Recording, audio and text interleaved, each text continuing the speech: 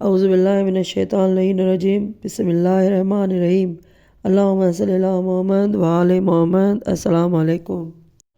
حضرت یعقوب علیہ السلام کی بے قراری اور بھائیوں کے ہمراہ یوسف علیہ السلام کی روانگی۔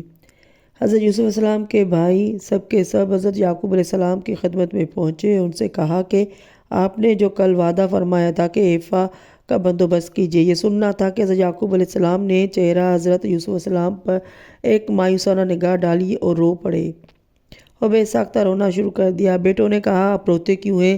آپ گھبرائیں نہیں، ہم یوسف کو پوری حفاظت کریں گے اور بہت جلد آپ کی خدمت میں واپس لا کر پہنچا دیں گے۔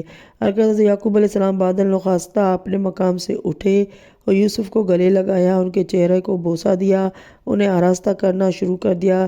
سفید صوف کا کرتا پہنایا، حضرت اسحاق کا امامہ سر پر رکھا، حضرت شیس علیہ السلام کی ردا دوش پر ڈالی، حضرت آدم علیہ السلام کی نعلین زینت پا کی اور عصائے موسیٰ ہاتھ میں دیا اور جملہ سامان سفر فراہم کر کے کہا، بیٹا جاؤ، خدا حافظ۔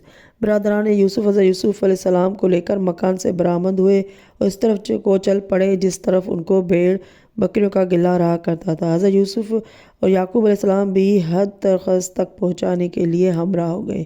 ایک روایت میں ہے کہ جو حد ترخس تھی اس جگہ ایک بہت پرانا درخت تھا۔ حضرت یعقوب علیہ السلام چلتے چلتے درخت کے نیچے ٹھہر گئے اور انہوں نے جھپٹ کر حضرت یوسف علیہ السلام کو سینے سے لگا لیا اور انتہائی بے قراری کی حالت میں چیخ مار کر روئے اور پھر یہودا کی طرف متوجہ ہو کر بولے، اے یہودا، مجھے تجھ پر بڑا بھروسہ ہے، میں اپنے نور نظر لخت جگر کو تیرے سپرد کرتا ہوں، امید کرتا ہوں کہ انہیں کوئی تکلیف نہ ہونے دے گا اور جلد از جلد میرے پاس واپس پہنچائے گا۔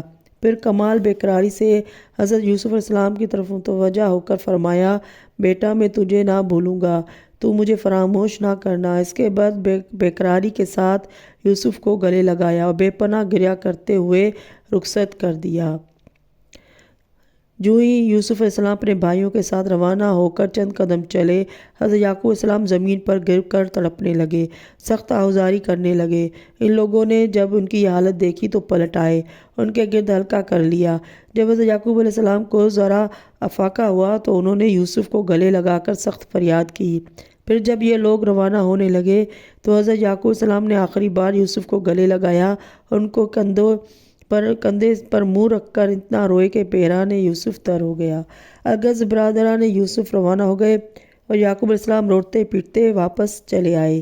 جب تک ان لوگوں کو یعقوب علیہ السلام کا سامنا رہا، گلدستے کی طرح یوسف کو پیار کے ساتھ جا رہے تھے، لیکن جو ہی ایک دوسرے کی نظر سے اوجھل ہوئے، برادران یوسف نے بساط محبت کو طے کر کے رکھ دیا اور یوسف کی طرف دست ظلم دراز کر کے انہیں خون کے آنسو رلا دیا۔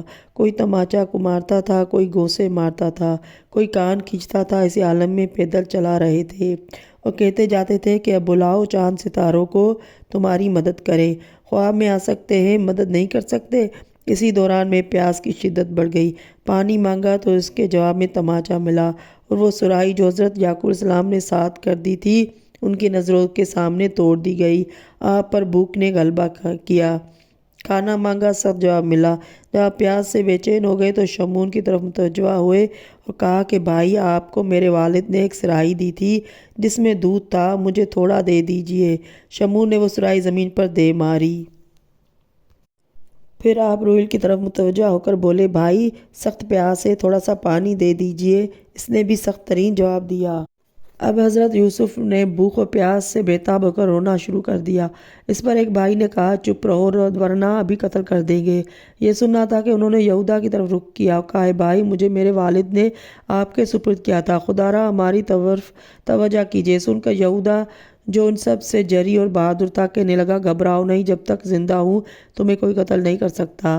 ویسے یہ لوگ اس مقام پر پہنچے جو بروایت طبری اس جگہ سے دونی فاصلے پر تھا جس مقام پر ان کے جانوروں کا گلا رہا کرتا تھا۔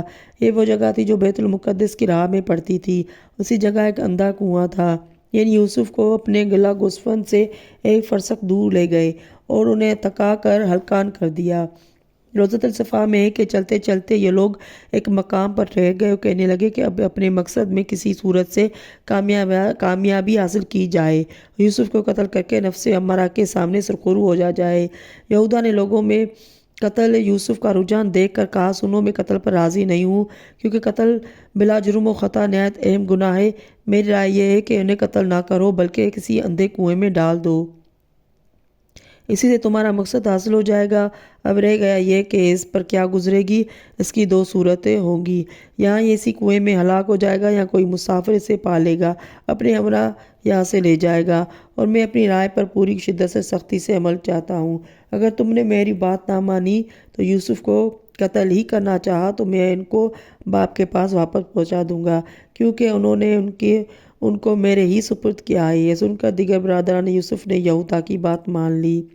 ناظرین، میری ویڈیو اچھی لگے تو لائک اور سبسکرائب